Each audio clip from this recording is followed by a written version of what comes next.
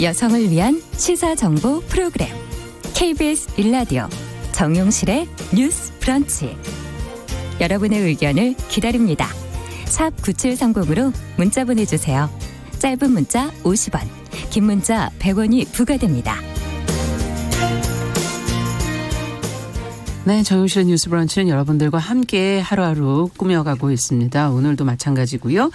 샵 9730 문자 KBS 라디오 콩으로도 의견 주실 수 있고 유튜브 실시간 라이브 보시면서도 의견을 보내주실 수 있습니다. 뉴스픽 코너는 정용실의 뉴스 브런치 치시면은 유튜브 다음 네이버로 언제든지 검색 가능하니까요. 중요한 내용들은 확인하시고 의견을 잘 귀담아 들어주시면 좋겠습니다. 오늘도 많은 분들이 일찍 들어오셨어요. 7142번님, 5434번님, 닉네임님, 아카시즈님, 김선우님, 허창행님, 네, 이태자님, 네, 이경은님, 빠진 분이 없는지 모르겠네요. 예. 차차 또 저희가 들어오시는 분 확인해 드리겠습니다. PL2020님은 유튜브로 출석 체크해 주셨고요. 자, 저희도 출석 부르겠습니다. 뉴스픽 시작해 보죠. 송문희도 공감 여성정치연구 소장님 안녕하세요. 네, 안녕하세요. 네, 전혜연 시사평론가 안녕하십니까? 네, 안녕하세요. 제 요즘 얼굴에 이렇게 마치 자다가 그냥 나온 것처럼 줄이 좀 가 있는데 사실 마스크 자국입니다. 그래서 무슨 마스크? 마스크를 이제 오래 쓰고 있으면 이렇게 자국이 남거든요. 그렇죠. 그래서 제가 이렇게 주변에 지나가는 여성분들 보면 이렇게 마스크 자국이 가 있어요, 주름처럼. 맞아요. 근데 사실 이거는 미용상의 문제가 아니고 어떤 이 청결 유지를 위해서 다른 사람에게 피를 주지 않기 위해서 필요하죠. 노력하다, 네. 노력하는 모습이다 이렇게 봐주시면 좋겠습니다. 저도 어제 마스크 답답해서 못 쓴다 그랬더니 다 써야 된다고 그러셔가지고 당연하죠. 헐렁한 마스크를 오늘 끼고 왔습니다. 꽉 끼우셔야 돼요. 답답해서요. 참 큰일이네요. 오늘 근데 또 왜 두 분이 이렇게 옷을 색깔 또 맞춰서 입고. 그러게 말입니다. 네, 연락 좀 미리 주십시오. 자, 첫 번째 뉴스가 지금 말씀하셨던 신종 코로나 바이러스 얘기를 좀 해보고 가야 될 것 같아요. 지금 700여 명의 중국 우한 교민들이 오늘부터 지금 전세기를 통해서 입국을 하게 되는 거로 지금 알고 있는데 이들을 또 수용하게 될 지역의 주민들은 반발을 하고 있고 지금 오는 길도 또 그렇게 만만치는 않은 것 같고 전혜연 평론가께서 지금 어떻게 되는지 좀 상황을 좀 설명해 주시겠어요? 예, 당초 예정대로라면 오늘 오후 3시와 5시 두 차례 우한에서 전세기가 떠서 말 그대로 교민들을 우리나라로 데려오는 일정이 공지가 되었었는데 일부 변경된 것으로 알려지고 있습니다. 네. 예, 총영사관에 따르면 전세기 운항 자체가 취소된 것은 아닌데요. 다만 일정 시간 부분에 있어서는 중국 측의 요청으로 변경이 되는 것으로 알려졌고요. 이후에도 자세한 소식이 전해질 것 같습니다. 네. 만약에 이제 우한에 머물던 우리 교민들이 들어올 경우에 어디에 머무르는지 또 관심이 되고 있는데요. 물론 뭐 비행기를 타는 과정에서부터 이분들을 모시는 과정까지 철저한 방역을 정부가 내세우고 있는데 국내에 들어와서 거주하는 문제에 대해서는 조금 지역 주민들의 반발이 있습니다. 당초에는 천안에 있는 우정 공무원 교육원 국립중앙청소년 수련원이 아마 교민들을 분산 수용하는 시설일 것으로 알려졌는데 최종 발표된 것은 충북 진천과 충남 아산 경찰인재 개발원 이렇게 알려지면서 주민들이 지금 굉장히 반발하고 있습니다. 오늘 뭐 뉴스가 계속 전해지고 있는데 어젯밤 김강림 보건복지부 차관이 진천을 찾았는데요. 네. 주민들이 굉장히 거세게 항의했고 또 이 과정에서 일부 주민들이 뭐 물을 뿌리거나 고성을 지르는 좀 이런 상황도 있었습니다. 그런데 뭐 저는 이 부분에 대해서 굉장히 좀 마음이 아프기도 하지만 또 주민들의 입장에서 생각해 보면 굉장히 좀 답답할 수도 있다고 생각이 되는데 일단은 격리 장소에 대해서 발표하는 과정에서 혼선이 있었기 때문에 주민들이 좀 오해할 소지가 있었고요. 두 번째로 는 왜 이곳이 결정되었는지 주민들에게 그러니까요. 사전에 협의하거나 자치단체장하고의 어떤 긴밀한 소통이 없었던 것으로 지금 전해지고 있습니다. 그래서 이 부분에 있어서 정부가 어떻게 이 부분에 주민들의 소통을 강화할지 또 주민들의 마음을 풀어줄 수 있을지 이런 부분도 또 다른 관심사로 떠오르고 있습니다. 네. 자, 정말 이게 아산 진천 주민들 뭐 지역 이기주의다 하는 비판도 있는가 하면 또 내 집 앞에서 이런 일이 있다면 또 이건 어떻게 처리하게 될까 이렇게 생각해 본다면 또 비난만도 쉬운 일은 아니고요. 소통 문제 지금 전혜연 평론가께서 지적을 해 주셨지만 이 우한 교민들 오고 있는데 이제 어떻게 해야 됩니까? 수용해야 되는데 어떻게 처리하는 게 합리적이라고 보세요? 이런 뭐 격리 시설을 사실 내 집 앞에 하는 거가 예, 혐오 시설이 아니라고 하지만 받아들이는 주민 입장에서는 사실 거부감은 있을 수 있습니다. 그래서 아산 진천 주민들을 지역 이기주의라고 얘기하기보다는 제가 볼 때는 이렇게 갈등이 촉발된 원인은 정부가 제공했다. 아까 말씀하셨듯이 처음에 천안으로 딱 정했으면은 네. 합리적 이유가 있는 것 아닙니까? 국가가 지정하는 시설이 거기가 가장 맞았다 해서 했으면은 거기에 대해서 충분히 납득할 수 있게 설명을 하고 정확하게 정보를 주면 되는데 그 보도 자료가 나간 다음에 천안에서 엄청나게 시민들이 반발을 하고 예. 또 이럴 때는 여야 의원들이 일심동체가 되어가지고 충남이 봉이냐 이런 식으로 또 정치적인 또 구호를 내밀고 민생을 자극하다 보니까 천안 시민들이 반대를 하니까 갑자기 또 진천 아산으로 옮긴 겁니다. 그러면 또 이 진천 아산 주민들은 이 변경이 도대체 원칙이 뭐냐. 다른 데서 반대하니까 우리한테 오는 거 아니냐. 우리를 무시하느냐. 또 이런 감정이 생길 수가 있는 겁니다. 그래서 사실 이런 거는 시간이 촉박한 문제이고 뭐 충분한 시간을 가지고 공청회를 한다든가 소통할 시간은 많이 부족합니다. 네. 그렇지만은 국가가 정부가 어떤 대형 질병에 앞서 가지고 이런 거를 할 때는 원칙을 가지고 좀 중심을 딱 잡고 해야 되는 것이거든요. 네. 근데 이렇게 오락가락 갈팡질팡하는 모습을 보이니까 주민들의 반발이 더 심해지는 것이고요. 지금 우한에서 중국 내에서도 우한 시민들을 갖다가 그렇죠. 그런 말을 하더라고요. 당국에서 상갓집 개처럼 쫓아낸다. 동포에는 어디에 있느냐 이런 말을 하는데 우한에 있는 국민들 우리 한 달이 두 달이 건네면은 다 우리의 부모 형제 자식입니다. 입장 바꿔놓고 생각하면 이분들이 빨리 와서 이제 해야 되는데 여기도 안 된다 저기도 안 된다 이러면 대체 어디로 갈 것이냐. 그러면 그렇게 안전하다 그러면 서울로 오지 왜 못 오느냐. 지금 안전하다 소독 방역하면 네. 안전하다 이런 얘기를 하면 여기에 대한 불안감을 주지 않는 정부가 정확한 설명을 해야 되는 것이거든요. 그런데 문제가 있는 것 같습니다. 네. 저는 어제 우한 한인회 사무국장께서 예. 이제 언론 인터뷰를 하면서 전 세계에 탑승하는 이분들도 고민을 정말 많이 했고 또 이분들도 우리가 혹시 곱게 환영받지 못하는 거 아니야 마음의 고민이 많다라는 분위기를 전해주셨어요.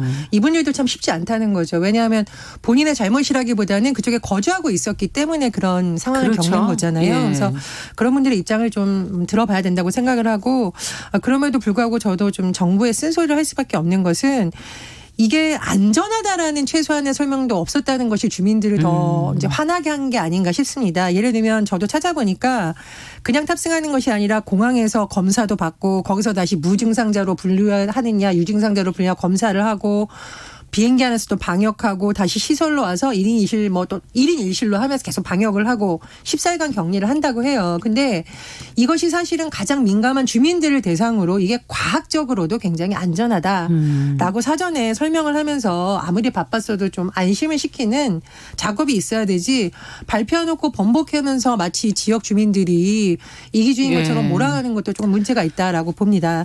그리고 또 하나 제가 말씀드리고 싶은 거는 정치권이 이 문제를 또 정쟁에 이용하는 것도 그렇게 바람직하지 않습니다. 왜냐하면 이분들도 사실은 교민들도 우리가 보살펴야 될 대상이잖아요. 우리 그렇죠. 정부가. 이런 점에서 좀 주의해야 될 것 같고 제가 어제 본 뉴스 중에서 한 가지 참 이렇게 가슴이 따뜻해지는 이유가 있었습니다. 사실 이분들하고 직접 접촉하는 분들은 전 세계 승무원들이잖아요. 네. 대한항공 아마 승무원들이 누가 탈 것이냐에 대해서 고민이 깊었겠죠. 그렇겠죠. 그런데 노조에서 노조 간부분들이 사측과 협의를 하는 과정에서 우리가 타겠다라고 자원자가 나와서 그분들이 탄다는 거죠. 그러니까 물론 조종사분도 이런 위험을 이제 무릅쓰고 가는 거고 가장 중요한 거는 비행기 안에서 승객들과 직접 만나는 승무원들이잖아요. 그렇죠. 이분들이야말로 베테랑 승무원이 타야 되고 정말 사명감이 있어야 되는데 노조 간부 10명 정도가 자원을 해서 이번에 간다고 합니다. 그래서 제가 이 뉴스를 듣는데 참 마음이 울컥하더라고요. 그리고 이분들이 언론 인터뷰를 굉장히 담담하게 했어요. 당연히 승객들의 안전을 책임지는 게 우리 임무고 다만 이제 가족들이 너무 걱정할까 봐 뭐 아내한테만 얘기하신 분도 있고 그런 분들도 있는 것 같아요. 네. 그래서 우리 승무원분들이라든가 이런 업무를 처리하는 이제 공무원분들의 안전도 굉장히 주의를 좀 기울여서 그렇죠. 봐야 되고 또 이런 분들이 전해주는 소식이 또 마음 따뜻하게 해주는 소식인 것 같습니다. 그 왜 우리가 뭐 위아 더 월드 이런 얘기하고 세계 시민 얘기하는데 그렇게까지 가지 않더라도 사실 재난 상황에서 힘들고 어려울 때 같이 마음을 나누는 건 굉장히 중요한 네. 겁니다. 내가 될 수도 있는 거거든요. 그런데 아까 그 우한에 있는 시민들을 데려오는 과정에서 처음에 정부가 유증상자까지도 데려오겠다 이랬다가 또 나중에는 무증상자만 또 데려온다 이런 네. 식으로 많이 또 번복을 해요. 이런 모든 일련의 것들이 정부에 대한 불신으로 나아간다. 그리고 지금 이제 바이러스가 계속 창궐을 하는 앞으로 계속 그럴 텐데 이런 대형 질병이 났을 때는 뭔가 국가의 큰 어떤 국가 지정 대형 격리시설 정도는 하나가 있어주면 이런 또 갈등이 적을 텐데 우리가 땅덩어리가 좁지 않습니까? 미국 같은 경우에는 넓으니까 뭐 가다가 비행기 경납고에다가 또 격리를 시키기도 하고 호주 같은 경우에는 뭐 섬이 있더라고요. 본토에서 1,500km 떨어진 크리스마스 섬에서 14일을 예. 보낼 수 있게 이런 거 못하지 않습니까?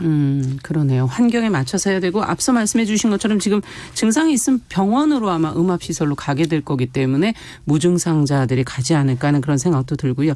어쨌든 소통과 정책을 펴나가는 과정에서 조금 더 노력이 필요하지 않나 하는 생각이 듭니다. 자, 지금 또 다른 뉴스도 좀 살펴보도록 하죠.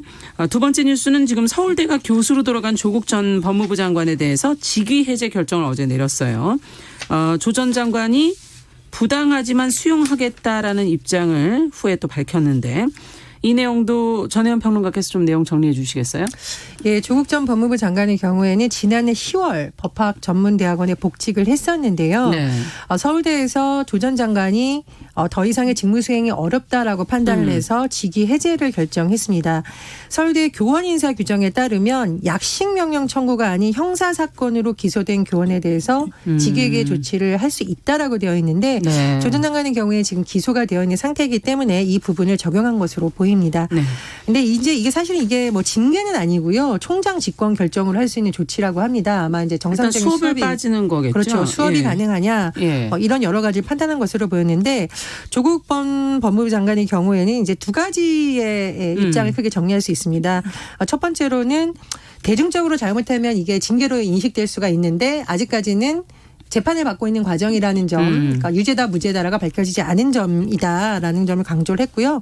하지만 본인이 이제 강의를 했을 경우에 학내에서 어떤 문제가 발생할 수 있다라는 네. 점을 인정을 한 것 같아요. 그래서 이 결정을 수용을 하겠다라고 했습니다. 아마 지금 서울대 이 보면은 학생들도 뭐 찬반으로 나눠서 집회가 일어나기도 했었고 또 일각에서는 조국 전 장관의 파면을 요구하는 또 여론도 있었고 했기 때문에 여러 가지를 결정한 과정에서 이런 점들을 고려한 것으로 보입니다. 네. 그러니까 조국 교수가 사실은 그 학생의 수업권이라는 걸 굉장히 강조를 했었거든요. 예. 이를테면 예전에 그 검찰 수사를 받던 그 조윤선 전 장관 그런 정부 인사들 건이 나왔을 때 뭐라고 얘기했냐 본인의 입으로 사실 여부를 떠나서 사직해야 된다. 네. 이렇게 얘기했는데 이번에 자기의 사건에 대해서는 기소만으로 신분상 불이익을 내리는 것은 부당하다. 무죄 추정의 원리 이런 얘기를 합니다. 뭐 사실관계는 물론 재판으로 밝혀져야 되겠지만 교수가 형사 재판으로 기소되고 있는 상황에서 수업을 한다는 거는 사실 학생들의 입장에서는 굉장한 부담이거든요. 이런 부분은 본인이 항상 뭐 당당하고 할 말이 많기 때문에 그렇긴 한데 이 부분은 좀 부적절하지 않나 이런 생각이 듭니다. 네. 자, 지금 많은 분들이 들어오셔서 2746번님께서는 왜 전화번호를 안 제가 호명을 했냐고 섭섭하시다고 얘기해 주셨고 뭐 강훈필님, 뭐 강미라님, 김영주님, 뭐 여상영님, 뭐 신정수님 많은 분들 김기로님 해서 쭉 많이 들어와 주셨고요.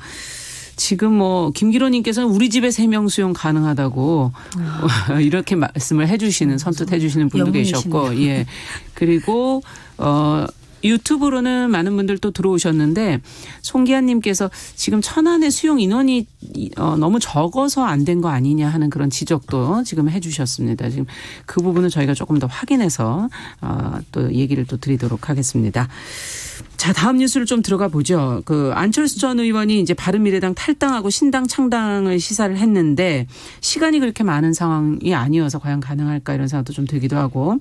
보수 통합을 추진하는 쪽에서는 지금 안 전 의원의 합류를 기대하고 있는 분위기인 것 같은데 어떤 상황인지 송문희 소장님께서 좀 정리해 주시겠어요? 네, 그 안철수 전 의원이 그 손학규 바른미래당 대표랑 만났죠. 만나서 무슨 얘기를 했느냐? 이 바른미래당을 비대위 체제로 전환을 하고 비대위원장 제가 하겠습니다 했어요. 네. 그랬더니 손 대표가 거절했죠. 네. 그러니까 하루 만에 어떤 발표를 했느냐? 비통한 마음으로 바른미래당을 떠난다. 바른미래당 재건의 꿈을 접겠다. 그러면서 신당 창당의 수순으로 간 겁니다. 네. 어떻게 말하느냐. 저의 길은 앞으로 더 힘들고 외로울 것이다. 거대한 거칠파도를 정면으로 부딪히고 가겠다. 예. 이렇게 얘기를 하고 있는데 안철수 전 의원의 취미가 무엇이며 특기가 무엇이냐 묻는다면 새로운 당 만들기라고 얘기할 수 있겠습니다. 왜냐. 아주 짧은 시간에 새정치민주연합, 국민의당, 바른미래당 이번에 또 신당까지 만들면 4개를 만드는 겁니다. 네 번째.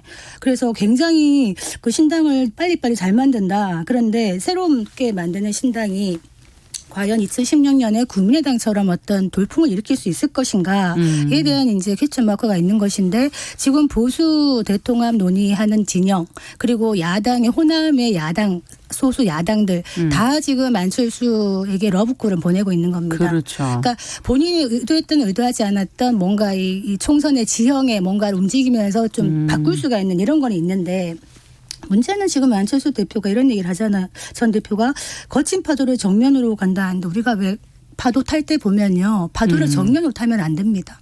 파도에 몸을 싣고 파도가 가는 방향으로 같이 가면서 가야 되는데 제가 왜 이 말씀을 드리냐면 정치는 덧셈의 정치가 돼야 되는 것인데 안철수 전 의원은 늘 뺄셈의 정치를 하고 있고 항상 얘기해요. 나는 혼자 외롭게 간다. 2015년에 새정치민주연합 탈당할 때도 뭐라 말했냐면 당 안에서 변화와 혁신은 불가능하니 나는 허허벌판에 호를 당신 나섰다. 이런 얘기를 합니다. 그래서 이번에 어느 정도의 파급력을 가질지 모르겠는데 네. 실용적 중도 정당을 얘기하면서도 그렇다면 그 당이 무엇을 할 건데 그 당이 가치가 무엇인데 지향하는 바가 뭔데 기존 정당과의 차별성은 뭐냐 거대 두 야당과의 차별성은 뭐냐라는 질문에 대해서 아직 답이 없어요. 그래서 이런 부분에 대한 답을 만들어야만 신당이 어느 정도의 파급력을 가질 것인데 그렇게 가다가 아마 지금의 지형에서는 마지막에는 보수 통합으로 들어가든지 아니면 야당으로 같이 가든지 둘 중에 하나를 하리라 봅니다. 네. 자, 어떻게 보십니까? 전혜연 평론가께서. 안철수 전 대표가 귀국한 이후에 보수통합에 대한 질문을 받으니까 관심이 없다. 일단은 예전에는 선을 그은 상태죠. 그런데 이제 황교안 자연관 대표라든가 다른 곳에서 약간 합리하면 좋겠다라는 의사는 계속 나오고 있는 것 같습니다. 보냈었죠. 예. 근데 저는 사실은 보수 통합 자체가 지금 그렇게 국민들의 지지를 받지 못하고 있습니다. 그것은 보수하는 지지층이 적어서라기보다는 지금 보수를 통합하겠다라는 분들이 국민들의 마음을 딱 끌어들이지 못하고 있는 것이죠. 그러니까 지금 일부 여론의 흐름을 보면 사실 뭐 예를 들면 자유한국당과 새로운 네. 보수당이 합쳤을 경우에 더 시너지가 확 나야 되는데 그렇지 않을 것이라는 전망도 많이 나오고 있거든요. 그러니까 일단 보수통합 자체가 힘을 못 받고 있는 상황이기 때문에 뭐 안철수 전 대표든 누구든 크게 지금 그쪽으로 가는 것이 도움이 될까라는 좀 판단을 하고 있는 시기라고 보고요. 그리고 두 번째로 저는 안철수 전 대표가 네 번째 창당에 나서는 것 자체를 저는 비판하는 건 아닌데 네. 사실은 지난 국회를 돌아보면 손학규 전 대표 같은 경우에도 연동형 비례제 대표제 때문에 단식을 했었습니다. 제가 그 현장을 직접 본 적도 있었었고요. 정의당 의원들이나 이런 부분들도 바깥에서도 활동을 많이 하고 자군 군소 정당들이 선거제를 바꾸기 위해서 정말 눈물겨운 노력을 했습니다. 물론 결과적으로 아쉬운 부분은 있지만 그렇게 안에서 어떠한 제도를 바꾸기 위해서 노력했던 사람들은 마치 기성 정권 정당이고 본인은 이제 새로운 모습으로 수혜를 받으려는 듯한 모습을 보이는 것이 좀 매우 안타깝고요. 그리고 지금 비례대표 의원들의 거취 문제가 또 있는데 안철수계로 분류되는 비례대표 의원 6명이 만약에 탈당을 했을 경우에는 의원직을 상실하게 됩니다. 그렇다면서요. 뭐 당에서 출당을 조치한다든가 제명을 한다든가 이런 조치일 경우에만 의원직이 유지가 되거든요.